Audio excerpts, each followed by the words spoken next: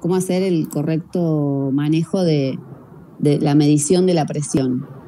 El paciente tiene que 4 horas antes no haber comido, no haber fumado y no haber tomado, por ejemplo, analgésicos. Tiene que ser un ambiente tranquilo, bien, el paciente tiene que estar relajado, bien sentado, con la espalda apoyada en el respaldo de la silla, los pies bien apoyados en el piso, con el brazo a la altura del corazón, apoyado en el escritorio. El manguito es importante para controlar la presión, tiene que ser acorde al brazo del paciente, hay distintos tamaños. Si es obeso, tiene que ser un manguito más grande, si es niño, tiene que tener un manguito más acorde. Ahí estoy viendo las diapos, para llevar una guía más o menos de lo que íbamos a hablar. Bueno, igual esto es en general de cómo controlar la presión.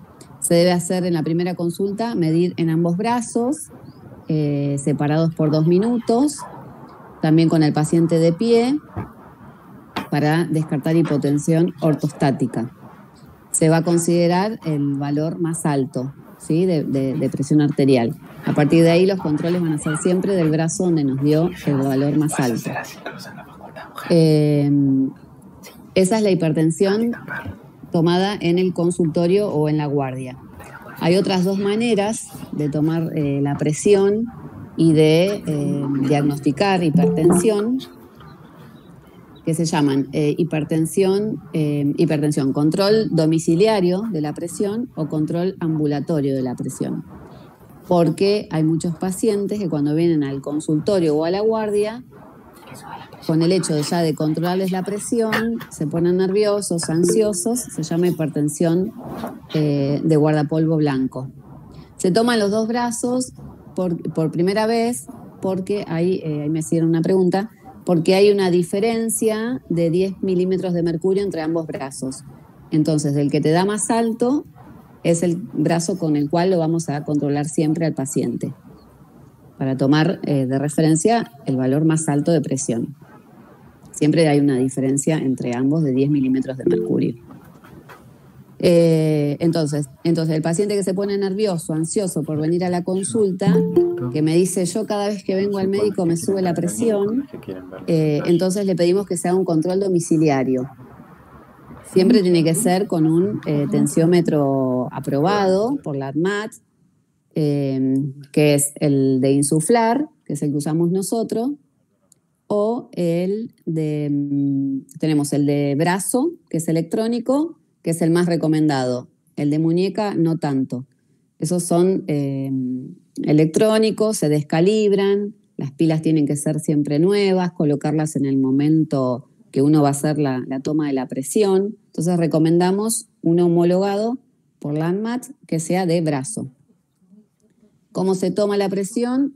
Se deja 2 centímetros por encima del pliegue del codo para colocar el manguito, se palpa la arteria, se coloca el estetoscopio y ahí vamos a insuflar el manguito y el valor de la presión va a ser de acuerdo a los ruidos de Korokov.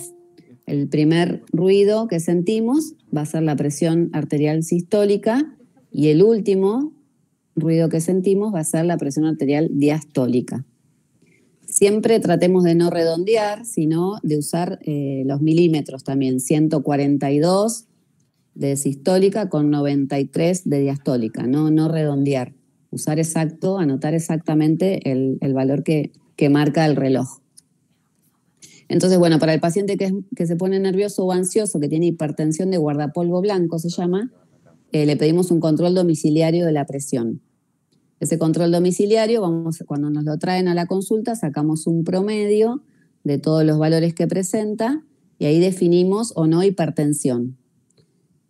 Y el otro es el MAPA, que es el monitoreo ambulatorio de la presión arterial, que ese es también con el tensiómetro electrónico, donde queda todo grabado, todo registrado y va sacando el promedio.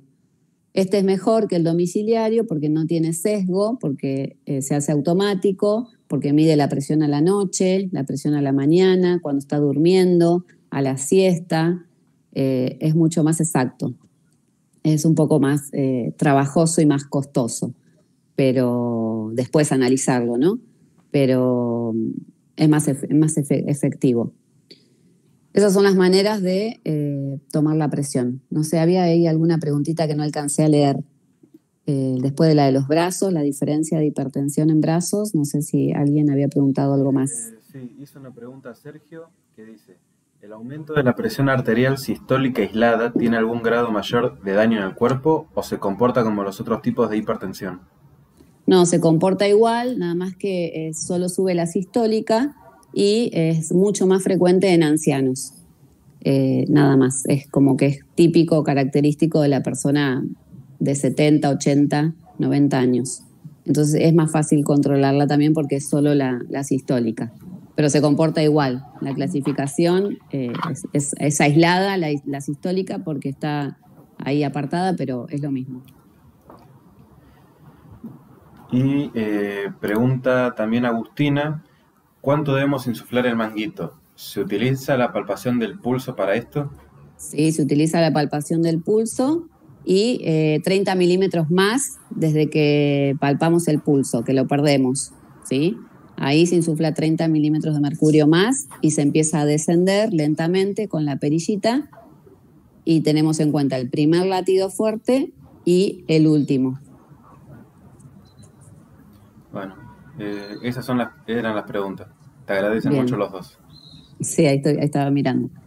Voy muy rápido, me dicen. Una consulta, Bien, para bien. determinar la hipertensión, ¿cuántas veces tenemos que medirla? ¿Solamente Muy una sola bien, vez? eso me olvidé. No, cuando viene por primera vez el paciente y queremos diagnosticarlo, tiene que ser en 2 tomas separadas por lo menos por 5 minutos. ¿Sí? 2 tomas con 14 o 9 o ambas se define hipertensión. Por lo menos 2 tomas. Pero en el mismo día sería. O Sí, sea, en la misma en consulta. la misma consulta, claro. Sí.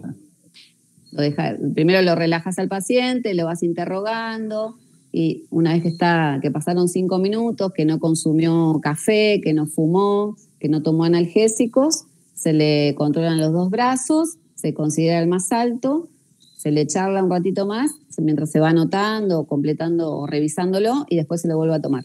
Si en los 2 registros da 14, 140 o 90 o ambos, se determina hipertensión. Bien, ¿cuándo iniciar tratamiento? Falta, eso está más adelante todavía. ¿Cuáles serían los síntomas que llevan a la consulta al paciente? Bueno, para eso está la anamnesis. Hay gente que se viene a hacer un chequeo de rutina y se le diagnostica hipertensión, por ejemplo. Hay mucha gente que no sabe, más de la mitad, no sabe que es hipertensa porque como es asintomática generalmente, no se controla y no sabe que tiene hipertensión.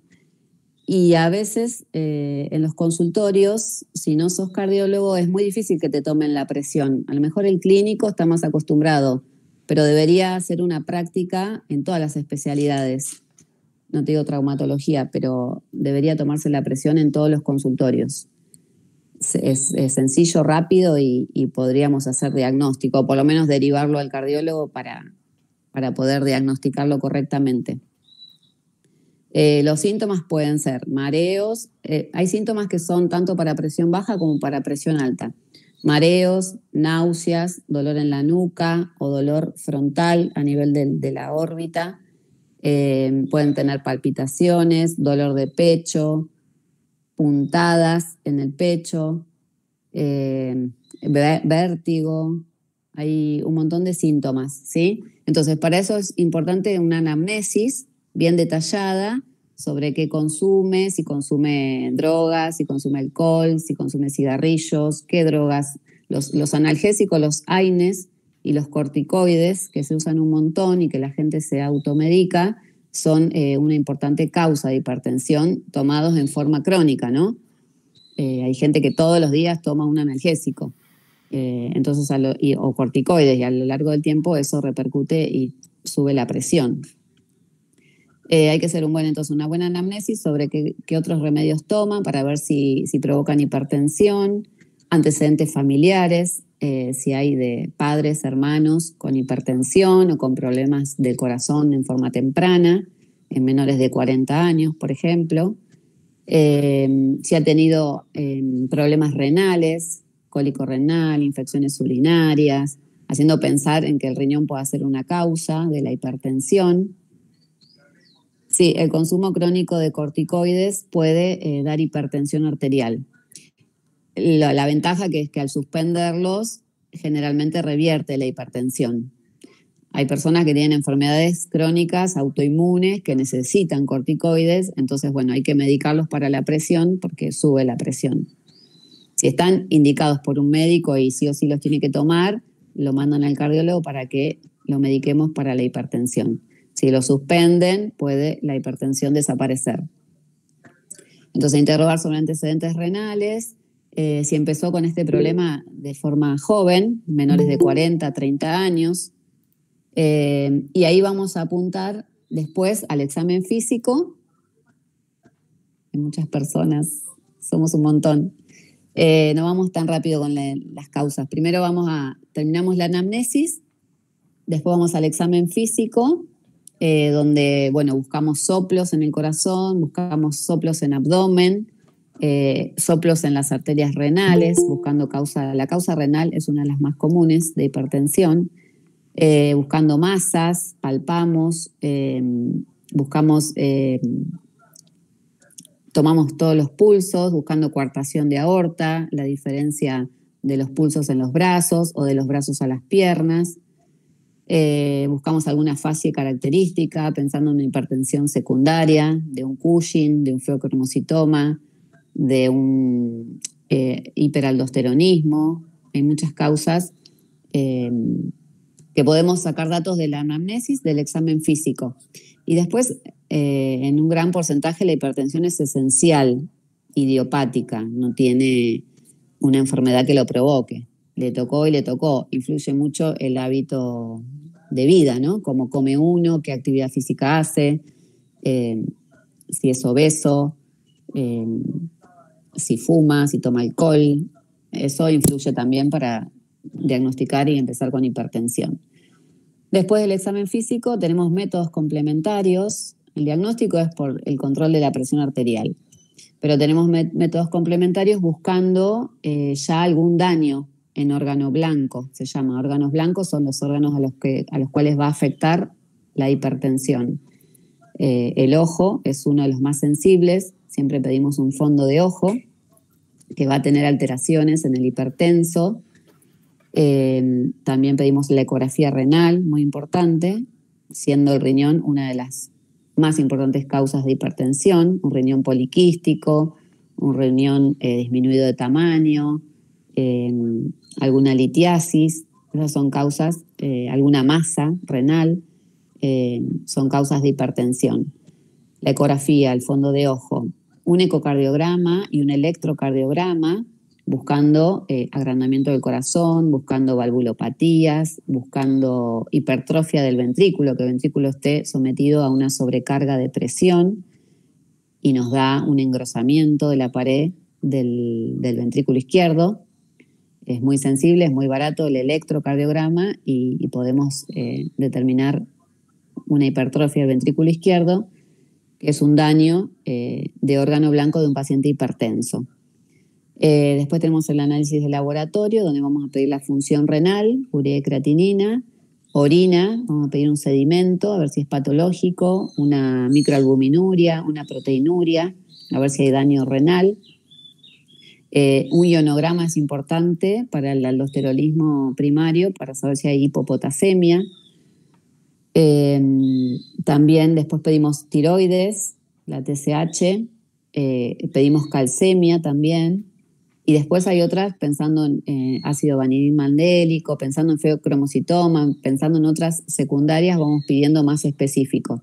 Pero de rutina sería el hemograma, la glucemia, la urea y la creatinina, el ionograma y el sedimento de orina, buscando ahí patología. Eso en cuanto a anamnesis, examen físico y métodos complementarios de rutina, básicos, para poder después estratificar en qué grado está el paciente, si ya tiene daño de órgano blanco o no. Eso es importante para después el tratamiento.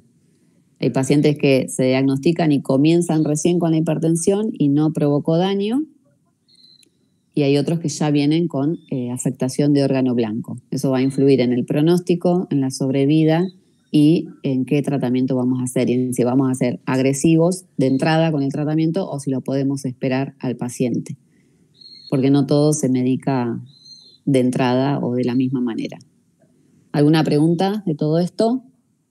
Para hacer los exámenes complementarios, o para vos pedir los exámenes complementarios, ¿te vas a basar en lo que sacaste o recolectaste la anamnesis y el examen físico? Porque no... Sí, no. Igual es muy de rutina, o sea, un laboratorio básico que tenga la función renal, que tenga el ionograma, la glucemia buscando diabetes, la tiroides y un hemograma con un sedimento. Eso es casi de rutina. Una ecografía renal y una abdominal podemos pedir, apuntando más a riñón, y el electrocardiograma, que es muy accesible, bajo costo y está al alcance, como para arrancar. Si el electro nos demuestra hipertrofia, podemos pedir el ecocardiograma, que ahí sí es más específico y más de... ¿Qué dice? Para diagnosticar, no leí. Dice, para diagnosticar la hipertensión primaria, primero hay que descartar todas las causas de hipertensión secundaria. Exacto, o con sí, las que sí. tenés, no sé, antecedente de familia hipertensa ya es suficiente. No. La esencial o idiopática es por descarte. Vos haciendo el examen, la anamnesis, examen físico y laboratorio, si no encontraste ninguna causa secundaria de hipertensión, te quedás con el diagnóstico de hipertensión esencial. Sí, es por descarte. Casi todos son esenciales. Es muy poco lo que hay de secundarias, pero hay.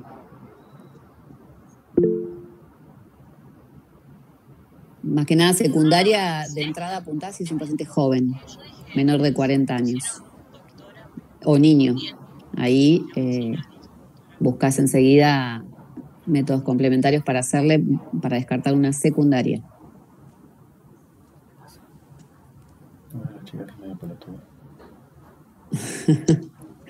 No, porque lo que tiene la hipertensión es que es silenciosa, es traicionera, le digo yo, porque hasta que te da un síntoma importante es una ACV, un accidente cerebrovascular, una isquemia, un infarto, un edema agudo de pulmón.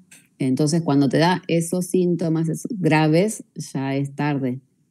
Por eso hay que pesquisarla en todos los consultorios, tomar la presión, es una práctica que todo el mundo debería hacer para poder captar pacientes tempranamente y no llegar a síntomas o enfermedades tan graves, porque a lo largo de los años va empeorando y cada vez se va afectando más cada órgano, son sensibles y después cuesta más y necesitan más medicamentos.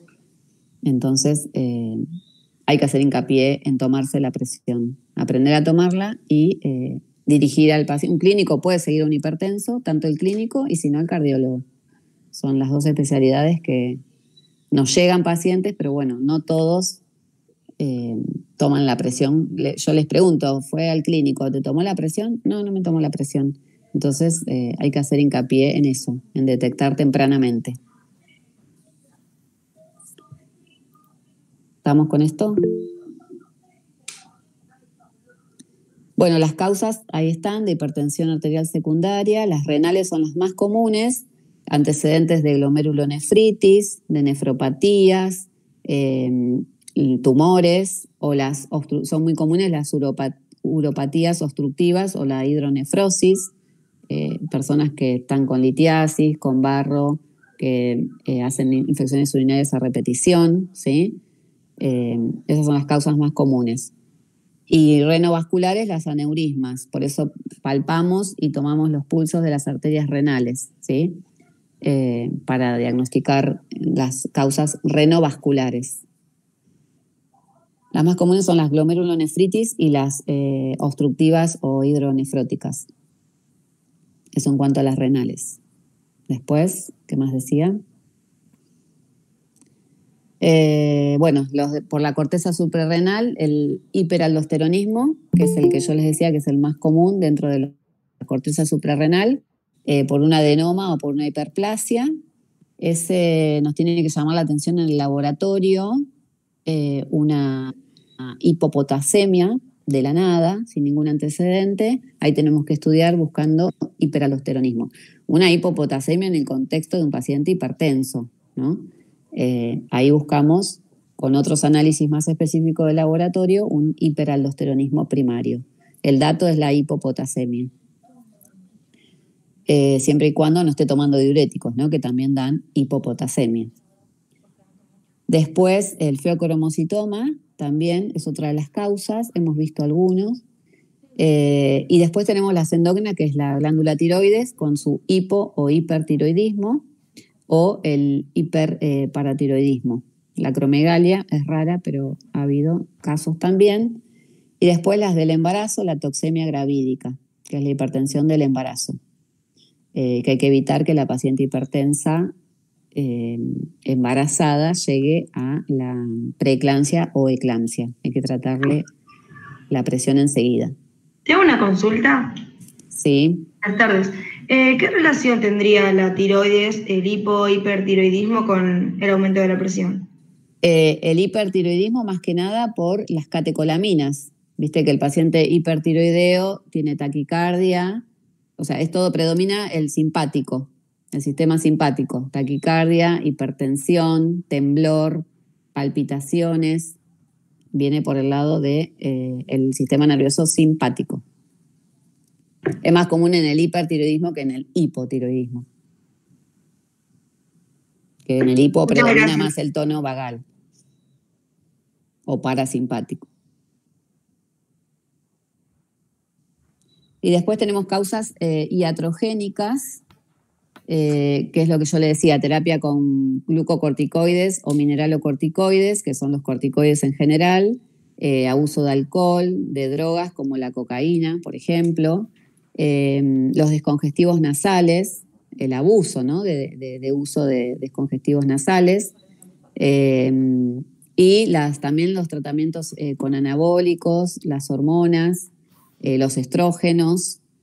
Se llaman iatrogénicas, si están bien recetadas, indicadas, es inevitable. Hay que tratarle la hipertensión mientras está con todo ese tratamiento. Pero hay mucho abuso y mucho consumo no reglado o no medicado formalmente. Esas serían las causas iatrogénicas. Y tomados en tiempo prolongado, ¿no? No porque tomes 2 o 3 días. Bueno, ahí estaba lo que decíamos en cuanto a los síntomas, por la anamnesis. Bueno, la historia de la hipertensión, desde cuándo es hipertenso. También es muy importante en estos tiempos los factores psicosociales, que están ya definidos como factor de riesgo cardiovascular, a la par de la obesidad, del cigarrillo, del colesterol alto. Los factores psicosociales, el estrés, la depresión, un duelo, una separación, son factores que influyen y suben la presión, dan hipertensión. Por eso hay veces también que hay que interrogar sobre esos aspectos. El estrés laboral y el estrés emocional son factores de riesgo como cualquier otro. Después hay que interrogar si ya tuvo tratamiento y lo dejó, qué drogas usó, para saber si fueron eficaces o no, si cumplió el tratamiento o no. Bueno, y los síntomas, ahí tenemos a nivel neurológico cefalea, vértigo, accidentes cerebrovasculares, inestabilidad en la marcha. Después a nivel cardiovascular, palpitaciones, dolor de pecho, disnea o falta de aire, infarto, edemas en las piernas por retención de líquido. Claudicación intermitente es cuando hay dolor al caminar porque las arterias están sufriendo. A nivel renal hay que ver si son pacientes que hacen cólicos renales, infecciones urinarias, si tienen hematuria, sangrado en la orina, o proteínas en la orina que no debería haber, si tuvo algún traumatismo renal. Después, bueno, y antecedentes familiares de diabetes, de dislipemia, y después el estilo de vida y si consume cigarrillo, alcohol o ese tipo de medicamentos que suben la presión. Cómo es la dieta, también es importante, si hace actividad física o no. Todo eso es un esquemita de cómo abordar el interrogatorio, buscando datos que nos lleven a hipertensión, que se van a corroborar con las cifras que presenta el paciente. ¿Alguna pregunta? Vamos bien. Ahí me quedó una duda con respecto a los abusos, ya sea farmacológicos o Sí. con respecto a las drogas. Sí. Para determinar qué es un abuso, ¿es porque estás tomando por fuera lo que le receta el médico o porque tenemos algún parámetro que diga, bueno, ya pasaste o tomaste, por ejemplo, una cantidad determinada, ya pasa a ser abuso? No. Es cuando, si es un corticoide, un analgésico, alguna droga descongestiva, tiene indicación, tiene cada tantas horas, tanto tiempo. Es para un tratamiento en específico. Abuso sería más de la dosis que el médico te indica. Hay personas que todos los días me tomo una aspirina a la mañana, una a la tarde y una a la noche. No, la indicación es una aspirina por día. Eso sería un abuso. Y después en cuanto a sustancias de consumo, hay gente que te viene, ¿fumás? Sí, marihuana o sí, uso cocaína. Eso son drogas ilegales y es abuso de sustancias. Abuso es porque no se pueden usar. No están reglamentadas. Los analgésicos, todos los AINES, los ibuprofeno, diclofenac, paracetamol, meloxicam, ketorolac, todos los analgésicos. El único que nosotros los cardiólogos indicamos es el diclofenac potásico, que se llama así, se vende así, diclofenac potásico, no tiene sodio. El resto todos tienen sodio. Hasta los leterocoxib, todos los nuevos, los inhibidores de la COX, también. Solo el diclofenac potásico es el que le recomendamos al paciente hipertenso. Si lo tiene que tomar porque tiene una patología traumatológica o una patología oncológica, bueno, lo tiene que tomar y nosotros le vamos regulando la presión, no es suspendérselos. Pero en lo posible, si pueden tomar diclofenac potásico.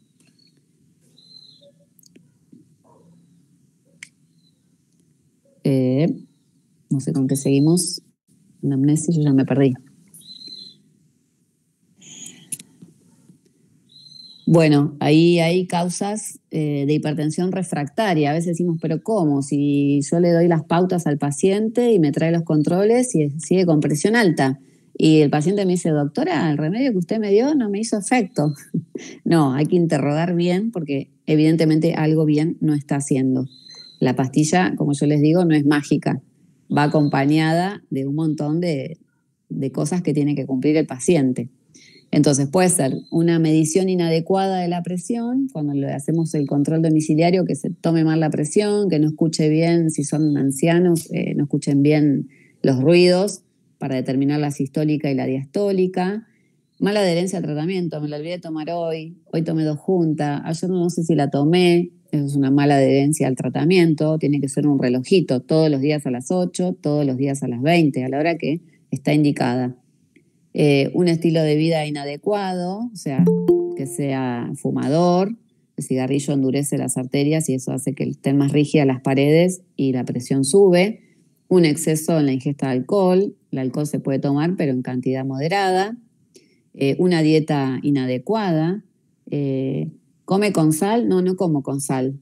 Bien. ¿Come pan? Sí. ¿Come galletitas? Sí. ¿Fiambre? Sí. Pizza, o sea, come todo con sal.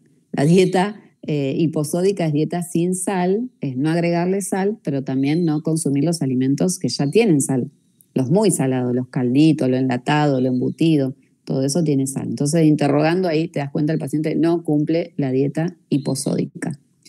Después la obesidad, también, si no baja de peso, la presión, está demostrado que el bajar de peso baja la presión, el dejar de fumar baja la presión, el bajar el consumo de alcohol baja la presión. Después, bueno, interrogar bien sobre qué otro fármaco está tomando. Fui al traumatólogo y me dio meloxicam.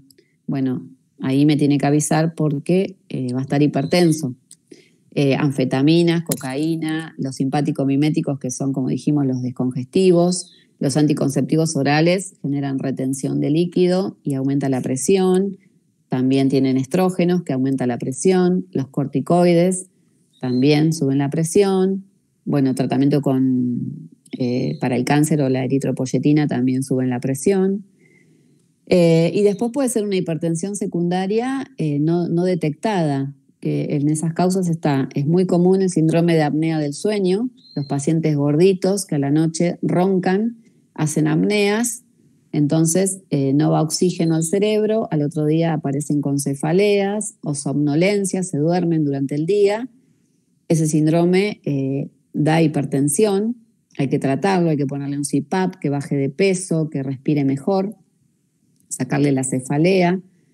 Las enfermedades renales hay que determinarlas bien y tratarlas, el hiperaldosteronismo, el Cushing, todas esas enfermedades secundarias hay que tratarlas, porque si no la hipertensión no se va a poder controlar. Igual ver la hormona tiroidea que esté en rango, que la función esté bien. Y después tenés la falsa hipertensión, que es la hipertensión de guardapolvo blanco, que es lo que yo le decía, que hay pacientes que vienen a la consulta y por el hecho de venir al médico ya se ponen nerviosos, ansiosos y les sube la presión y tienen presión alta, o la pseudohipertensión, que es lo mismo, ¿sí?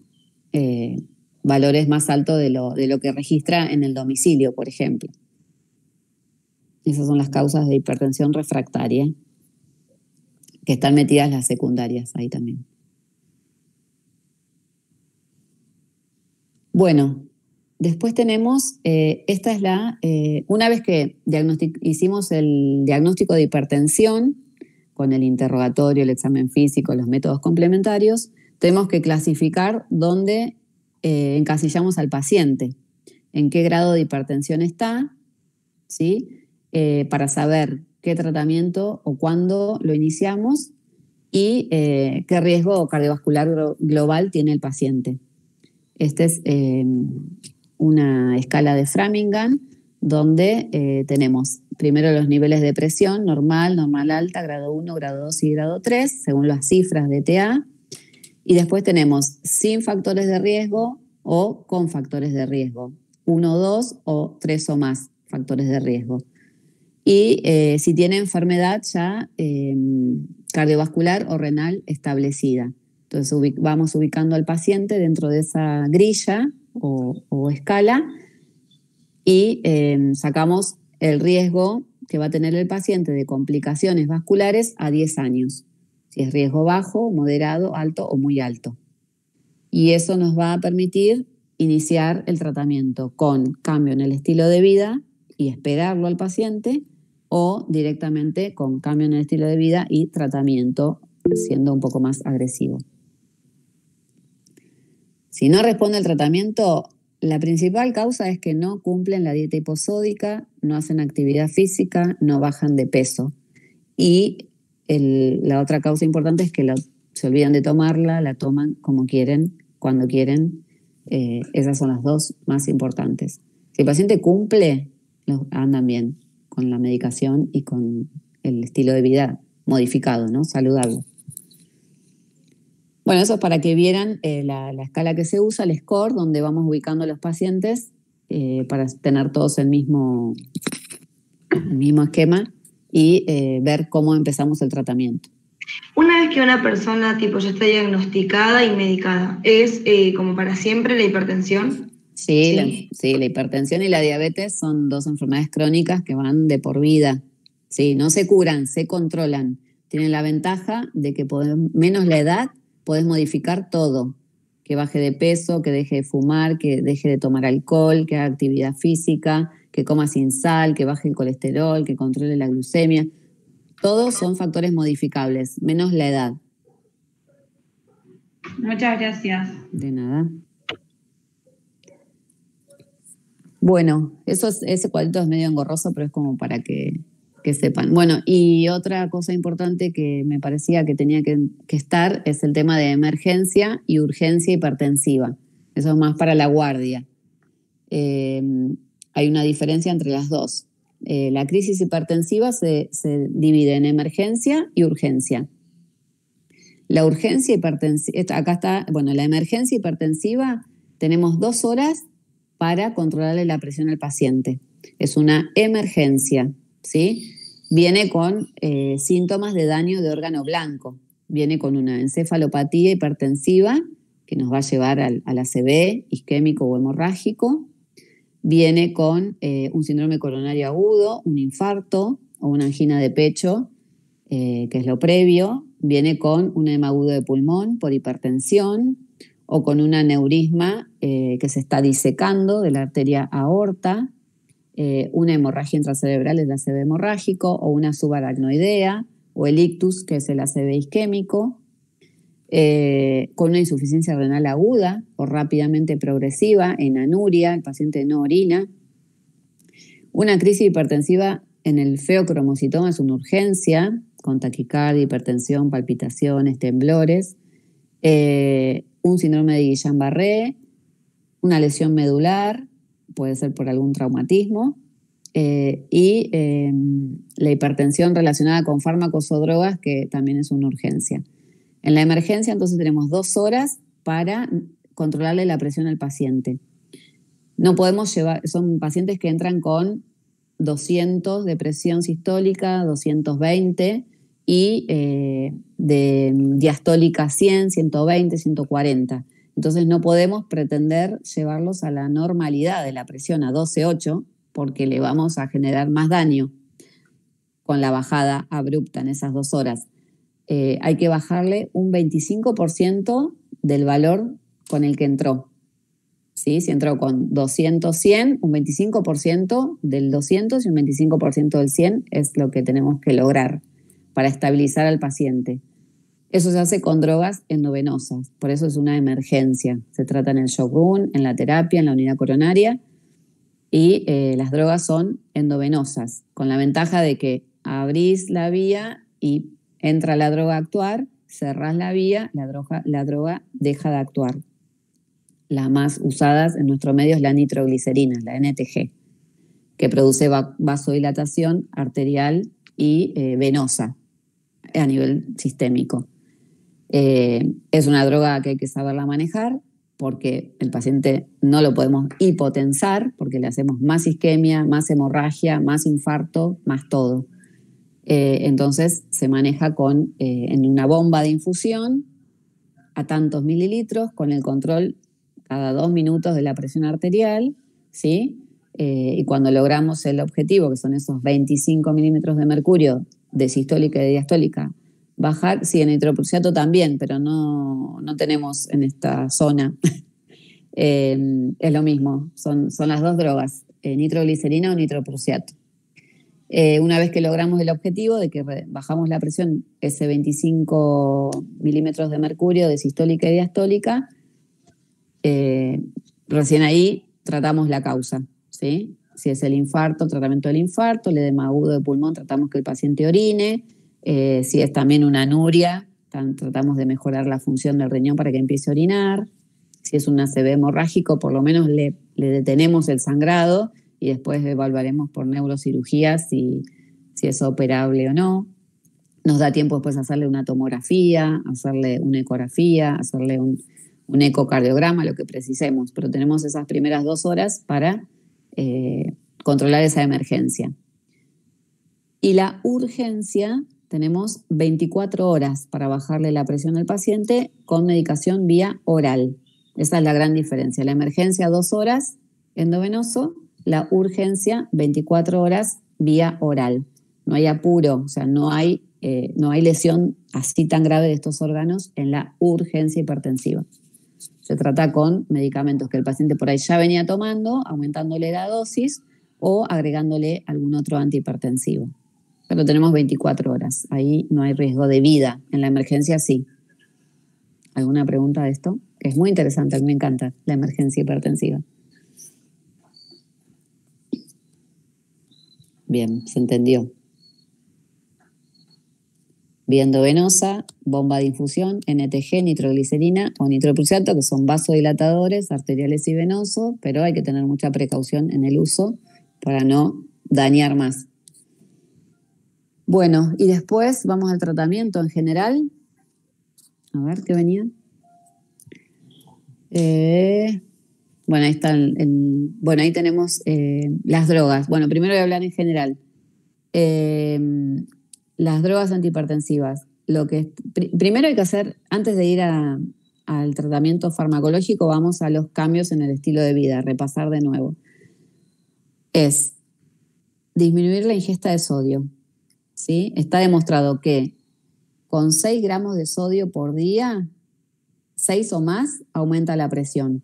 Así que habría que reducir entre 2 y 6. Tampoco es sacarle el sodio de la dieta al paciente, pero hay que disminuir a la ingesta de sodio entre 2 gramos y 6 gramos. ¿Cómo hacemos para calcular eso? Interconsulta con la nutricionista, para que sea todo más detallado y nosotros no tener que estar viendo los valores de los alimentos, cuántos miligramos tienen de sodio. Entre 2 y 6 gramos de sodio es la ingesta diaria que debería tener el paciente. Después, suplementos de potasio. Puede ser con los alimentos, la banana, el tomate, el hinojo, los cítricos, la ciruela, la sandía, el melón, ¿sí? Suplementos de potasio, no suplementos orales. Mejor es con las comidas. Una dieta DASH es la dieta recomendada o dieta del Mediterráneo, que es a base de frutas, verduras, pescado, carnes blancas y no tanta carne roja, ¿sí? Más legumbres también. La dieta DASH, el bajo sodio y el suplemento de potasio. Después, abandonar el hábito tabáquico, reducir la ingesta de alcohol y la actividad física. Bajar de peso, tiene que tener un índice de masa corporal menor a 25. Y la actividad física aeróbica, salir a caminar la mayor parte de los días de la semana, entre 30 y 40 minutos mínimo, que sea progresivo, escalonado, no querer hacer actividad física si nunca hizo en forma brusca porque le va a faltar el aire, le va a doler el pecho, se le va a subir la presión. Debería ser paulatino, la mayor parte de los días de la semana, 30 o 40 minutos mínimo, caminar, salir a caminar. No, pero yo ando todo el día, no, es salir a caminar. Esa sería la actividad física aeróbica. Modificando ese estilo de vida, si el paciente no tiene daño de algún órgano, se lo puede esperar 3 meses. Algunos se controlan muy bien, cambian, les hace un clic la cabeza, le haces entender que es una enfermedad crónica, silenciosa, que va a ir hasta el último día con ellos y que la pueden modificar haciendo todas esas cosas, que no requiere mucho gasto, no es algo económico. Pero bueno, el paciente tiene que colaborar, tener ganas, predisposición y le tiene que hacer el clic. Entonces, en cada consulta insistimos, caminar, bajar de peso, come sin sal, interrogamos qué come, qué no come, para saber si lo está cumpliendo. Si a pesar de eso el paciente sigue hipertenso, vamos a la medicación. Y a la medicación vamos también en forma agresiva si los valores son mayor a 160, 100 en la primera consulta. Si es hipertensión grado 3, que es 160, 100, sistólica y diastólica, ahí vamos agresivos con el tratamiento farmacológico y les damos las pautas y las recomendaciones de cambiar el estilo de vida, pero hay que medicar. En cuanto a la... Sí.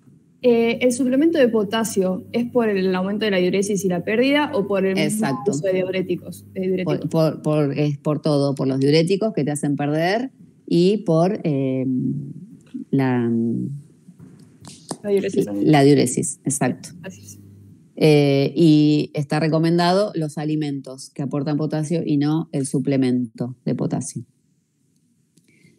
Bueno, entonces, si tenemos que medicar, tenemos que tratar de que el paciente adhiera al tratamiento.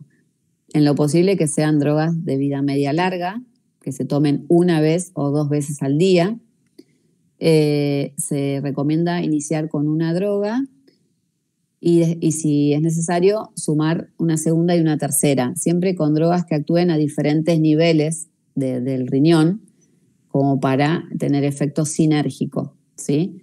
La ventaja de usar 2 o 3 drogas es que usás menos dosis de cada una y provocás menos efectos adversos, haces menos daño, ¿sí?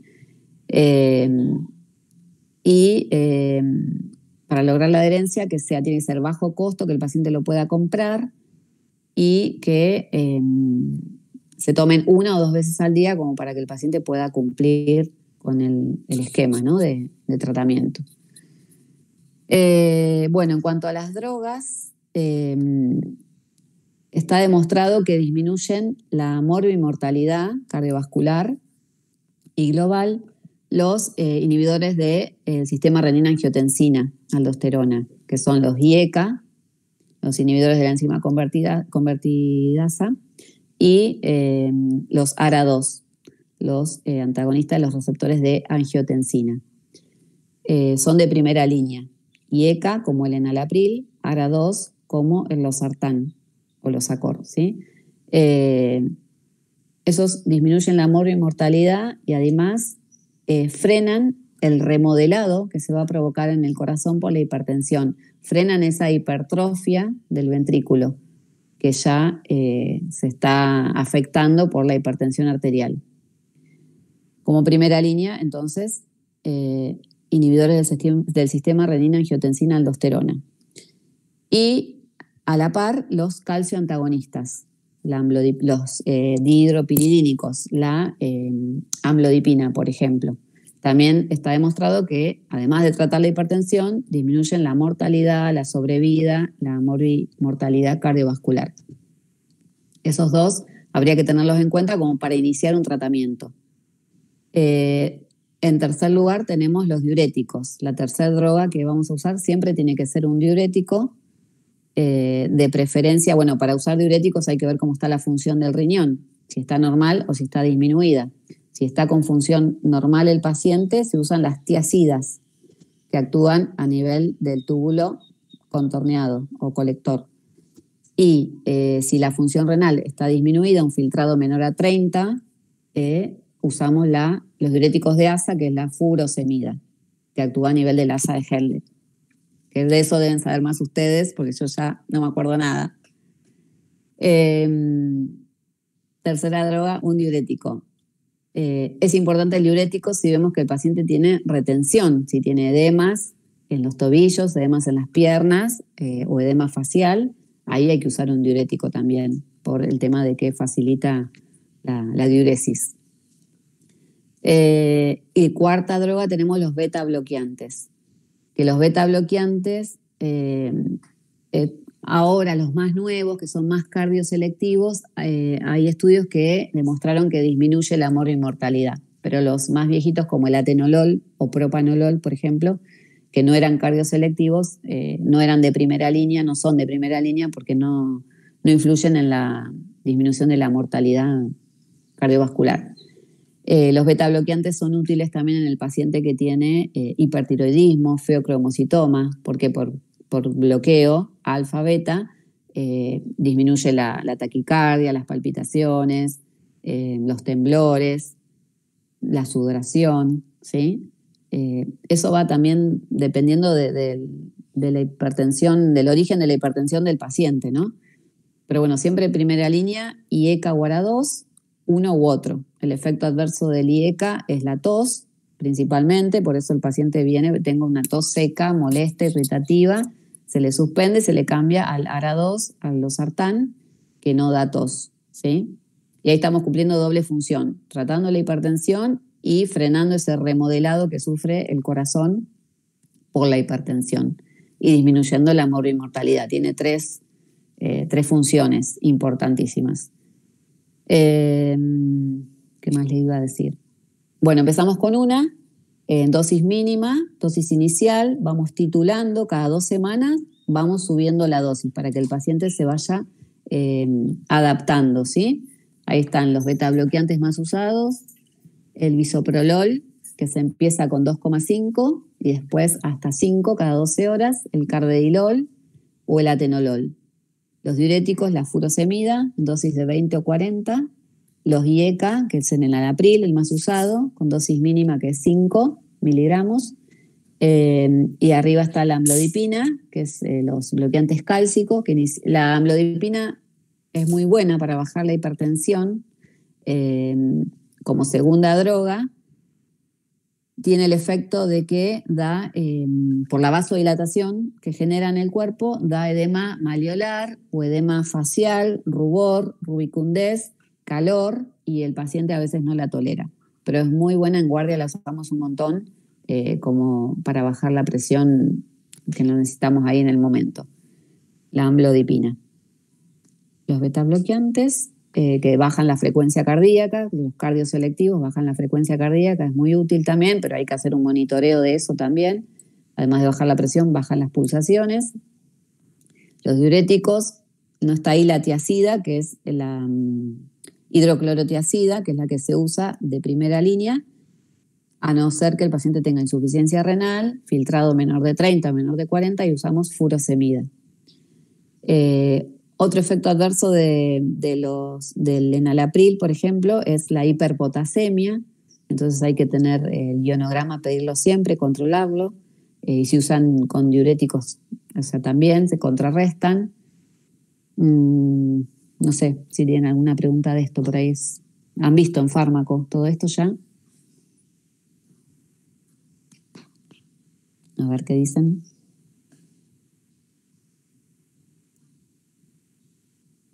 Algunas cosas. Por ahí es mucho.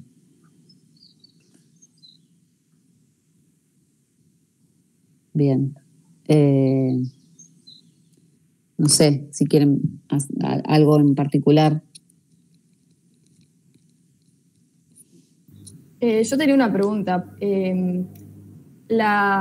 O sea, cuando vos le vas a dar la droga al paciente, vas a tener en cuenta la cantidad de fármacos que le des dependiendo el grado de hipertensión que tenga o no. O sea, no le vas a dar de primera entrada a un paciente de grado 1 los IECA y diuréticos. No, por eso. Siempre empezamos con una monodroga, ¿sí? Bien. Monodroga, dosis mínima, para ir titulándola cada 2 semanas, ir subiendo la dosis. Si llegaste a la dosis máxima y el paciente sigue hipertenso, asegurándote de que cumple la dieta, de que empezó a bajar el peso y que camina, le agregas una segunda. ¿Sí? La primera siempre que sea un IECA o un ARA2, la segunda que sea un bloqueante cálcico y la tercera que sea un diurético. Eso te permite bajar las dosis al ir sumando medicamentos. Al tomar más drogas el paciente se complica más y a veces le cuesta. Ahí ahora vienen combinaciones de drogas en un solo comprimido, pero son más caras, no las cubren las obras sociales, entonces lo terminás desglosando y dándole 2 pastillas en vez de 2 en una. El paciente que lo puede comprar, el paciente que no. La urgencia hipertensiva es cuando tiene valores mayores al grado 3, que es 160, creo que 100, a ver, no me quiero...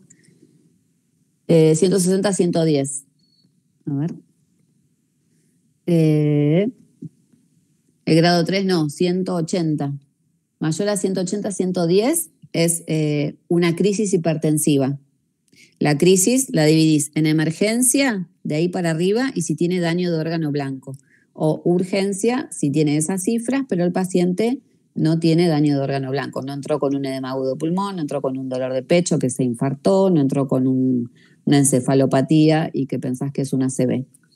La urgencia, hay pacientes que tienen mucha tolerancia a valores altos porque están acostumbrados a valores altos. El cuerpo, ustedes saben que autorregula, el cerebro autorregula y entonces vienen con cifras altísimas y no sienten nada. Esa es una urgencia, lo pones en reposo, en un ambiente tranquilo, le das medicación bioral y lo esperás, ¿sí? El otro no, el otro entra con mucha sintomatología que corre riesgo de vida. A lo mejor con el mismo valor, pero en una persona que no estaba acostumbrada y subió abruptamente, ¿sí? La urgencia es más de pacientes crónicos que ya vienen acostumbrados a esos valores altos. ¿Se entendió?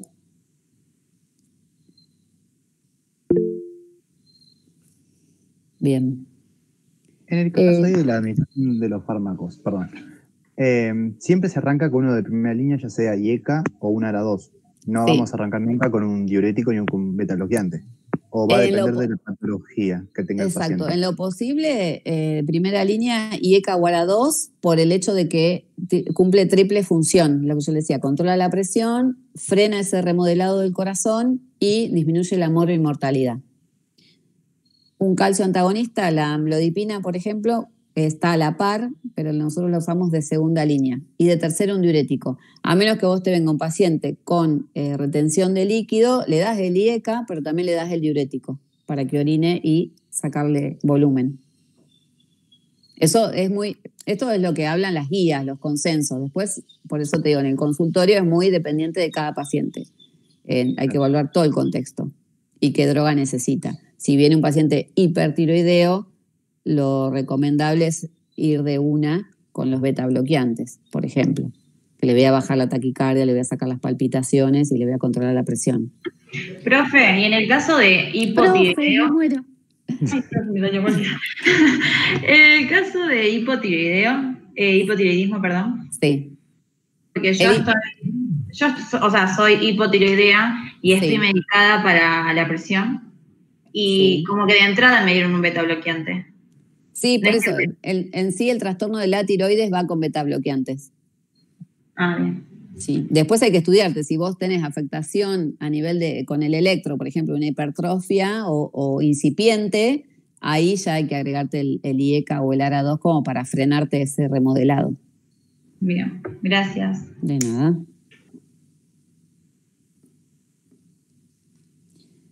Creo que les dije todo. No sé si me quedó algo. Si quieren algo más. Pero básicamente me parece que es eso. Sí, beta bloqueantes también. La afectación tiroidea se usan los beta bloqueantes. Bueno, ahí están el nitroprusiato, la betalol, que es otro endovenoso en bolo que se usa mucho en maternidad, en embarazadas. Bueno, un tema que no tratamos chiquitito ahí es el embarazo. La paciente hipertensa que viene tomando enalapril o losartán y se embaraza, le suspendemos, está contraindicado el enalapril o el losartán y tenemos drogas para hipertensión en el embarazo, ¿sí? Que es la alfa-metildopa, que no sé si está ahí, la hidralacina, la alfa-metildopa. Terminado el embarazo, reevaluamos a la paciente, puede volver a enalapril y a losartán, ¿sí? En el embarazo se usa la más usada es la alfa-metildopa y si empieza con signos de preeclampsia o eclampsia, que son las convulsiones, el daño que va a provocar a la madre y al bebé, usamos el labetalol en bolo, ¿sí? Se carga la ampollita y se pasa en bolo. Después tenemos el nitroprusiato, la nitroglicerina, que son las que se usan en bomba de infusión, con mucho ojo, con mucho control para la emergencia hipertensiva. Eso como algún dato. Lo que no se usa más, antes cuando yo estudiaba, teníamos el isordil, ahora viene un isordil sublingual, que es dinitrato isosorbide, que lo podemos usar bajo la lengua para los pacientes coronarios, más que nada. Cuando hacen hipertensión, hacen dolor de pecho porque la arteria se cierra, colocamos el isordil debajo de la lengua, vasodilata, abre la arteria, baja la presión, saca el dolor de pecho, ¿sí? Eso es más que nada en pacientes coronarios. Antes venía la nifedipina, que era una ampollita, que en las guardias la pinchaban y le echaban unas gotitas y bajaba la presión. Por esa se contraindicó, se dejó de usar porque provocaba isquemia, agravaba el infarto, por ejemplo, o la angina de pecho. Esa fue una pregunta de examen mío de fármaco de Sermignani. No sé si lo conocieron. Bueno, de drogas creo que están todas. Eso después lo van a ir viendo, depende que cuando vayan cursando drogas, forma de administración y efectos adversos. No sé, ¿algo más?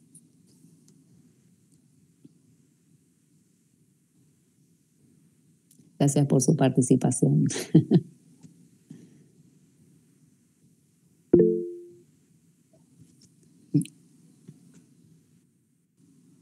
Demasiada información por ahí.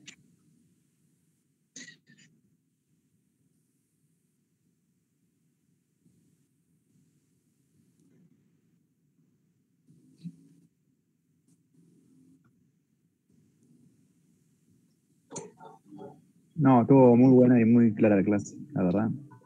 Muy técnica. Como dije a Joaquín, nada de fisiología, nada de fisiopatología, nada de eso, por favor, no me pregunten nada. Porque eso después no lo usamos para nada.